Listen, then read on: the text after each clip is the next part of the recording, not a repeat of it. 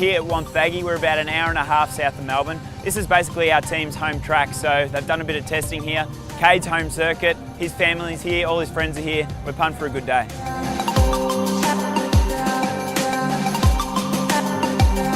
Each round the guys have been getting better and better and been working really hard to improve each week, which, you know, the results are coming. The following Murray Bridge, Kade went back to the drawing board. He was so annoyed after that round. He's been training his butt off. His trainers are here today to keep an eye on things. He should be right to go. Kade woke up this morning very intense, very focused, very motivated to do really well to his home track today.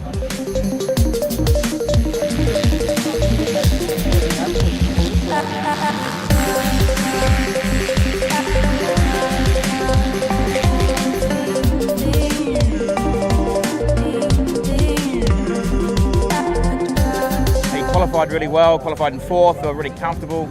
We work really hard and you know, the reason what pushes me to work so hard and you know, every day I'm training, every day I'm riding, what motivates me is just I want to be the best. I want to be, you know, I want to be the fastest guy out there. I want to be beating every other rider because it's at the end of the day that's what everyone wants. But you know, that's one reason why I just, you know, physically hurt myself in the gym and just push myself to the next level because, yeah, I want to be number one.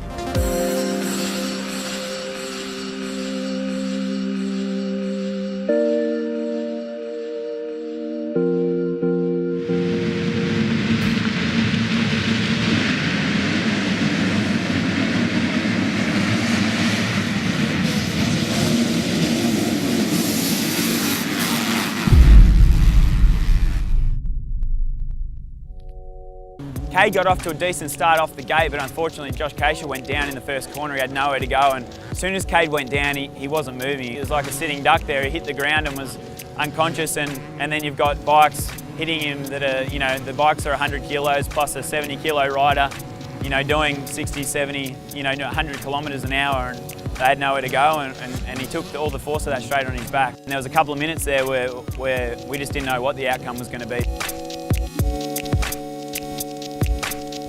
Trev, Kade's dad, you know, obviously I can't imagine what it feels like for him to see his son go down like that and get ran over by all those bikes. Well, as soon as a guy goes down, it's not something that you really enjoy, that side of the sport, although you do know it's part of the sport, but you know, you never get used to that stuff. We're just hoping he's okay. We have no idea at the moment. He's been seen to by the race safe guys, and we took Kade to the Alfred Hospital to get checked out and get some x-rays on his back, because he did get hit really hard. He'll be in there with his brother. His brother's in there with a couple of broken legs at the moment, which is just unbelievable. Stroke of bad luck for their family. So after what happened to Kade, we thought that all our team's bad luck was out of the way.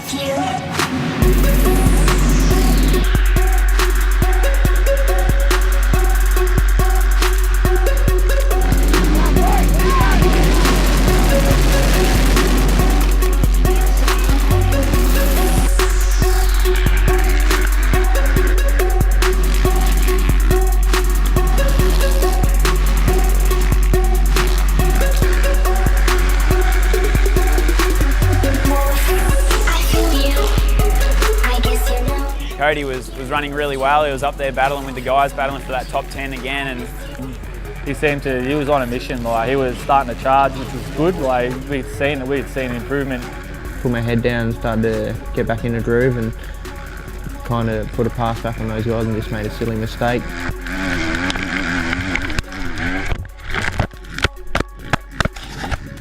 Went through a bit of mud, got a bit sideways, and then just ended up slipping down the straight. Got up, ran off the track, and then straight away I knew something was up. You know, he's doing 100 plus kilometres an hour in fourth gear on a 450. Those things are so powerful, and when it bites you at that speed, then you know you're going to go down hard. There's no doubt about it.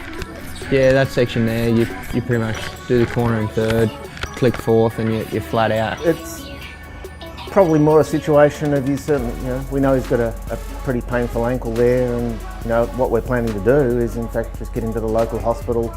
Hopefully get some x-rays and get some answers this afternoon so that we know what we're dealing with. It's just incredible what these guys put themselves through, and the risks they take to go this speed and this intensity is just something that I think people from the outside in would never understand. You go from 1 minute thinking that you're going to take the win to the next minute you're in the back of an ambulance on the way to hospital, and it's just the terrible part of this sport. Hopefully it's just a minor setback, and we just go forwards from here. When both you guys are going down, it's really hard to take, you know, and well, I don't know, we'll just have to wait and see. Yeah. I couldn't get out of bed. I physically couldn't move for a week after I crashed. Like, yeah, I only had a fractured vertebrae in my back, but I felt like I'd been steamrolled. In the meantime, that's why we're here at Glenferrie Private to get his shoulder fixed, which is a bit of a niggly old injury. Motocross is just so hard on the body. For Kade, it's just a chance to go in, get some surgery done, fix him up. It sounds like a big deal, but for these guys, surgery is just all part of the job. We're just about to get ready for the surgery today. I had a consultation with Greg, my surgeon, Greg Hoy. He's done 2 shoulder operations so far and a plate on my collarbone, so he's pretty much got him on speed dial on the phone and do an arthroscope, so he'll clean it up, clean the cartilage out and fix the spurs on the end of the humerus bone, and you know, within 3 weeks I'll be back to full capacity training, which you know, I can't wait. I've been so bored just sitting at home doing nothing. I've gone from, you know, training every day and having so much stuff to do during the day, not really sitting down at all, to just doing nothing, being bored. But you know, it's given me a little bit more drive to come back stronger. You know, and we worry every time they go out, but unfortunately this is what they love doing and you can't take it away from them, so they just want to keep going and do what they love.